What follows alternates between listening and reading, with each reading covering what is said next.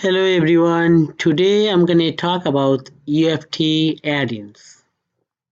Okay. So let me open UFT application.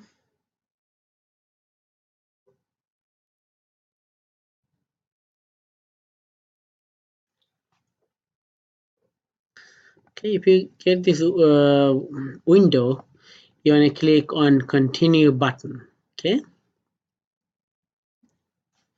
and okay, here is the add-in options. Okay, so this is the add-in window. Okay, so I'm talking about this add-in. Why you need this add-ins and how and uh, and how can you select the right add-in. Okay, it's a very important. Before you start automating, you need to select the right add-in, otherwise you'll not be able to work on it. It's kind of communication between UFT and your application. Okay, if you're working on a Oracle based application and you select .NET add-in, okay, and try to record or do something using UFT, you may not I would say UFT may not be able to identify the right type of object. Okay, so what is add-ins in UFT are a way to ensure UFT identifies objects in a corresponding environment. For example, if you are working on a Java based application, then you would need to select Java add-in.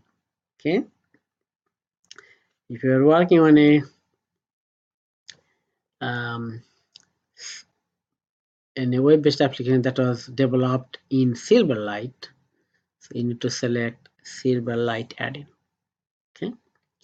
After you select that, you need to click OK button, and then click OK, and then it will open your UFT. Okay. And then you click File, New, Test, GUI test for now.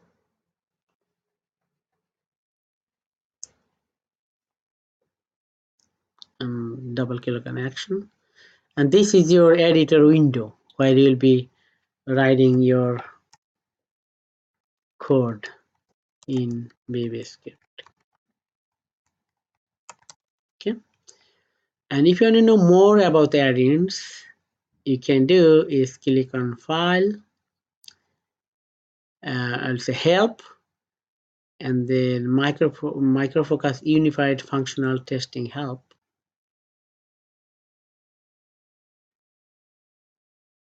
Then search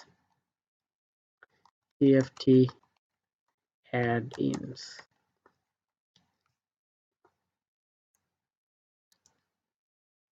Okay, so working with UFT add-ins right here, and then you will see these different types of add-ins. What is the purpose of these add-ins, right? You can read more about add-ins in here. Okay, well, that's for now. Thank you for watching the video. Have a good night.